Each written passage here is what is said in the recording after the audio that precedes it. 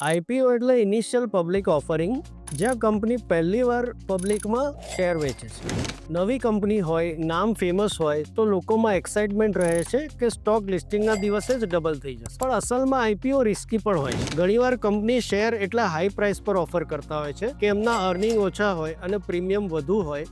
આવા સંજોગોમાં share listing પછી એના પ્રાઇસ ગુમાવી દે છે. બીજી વાત કે જ્યારે કંપની નવી હોય છે ત્યારે એના પાસ્ટ પરફોર્મન્સ જેમ કે રેવન્યુ છે, પ્રોફિટ, ડેટ સિચ્યુએશનની માહિતી ઓછી હોય છે. ઇન્વેસ્ટરને સમજ નથી પડતી કે કંપનીનો પ્રાઇસ સસ્ટેનેબલ છે કે નહીં. ગ્રે માર્કેટ પ્રીમિયમ જોઈને લોકો ગેસ કરે છે કે લિસ્ટિંગ પ્રાઇસ કેટલું હશે. પ્રમોટર્સ અને અર્લી ઇન્વેસ્ટર 6 મહિના પછી એમના શેર્સ વેચી શકે છે.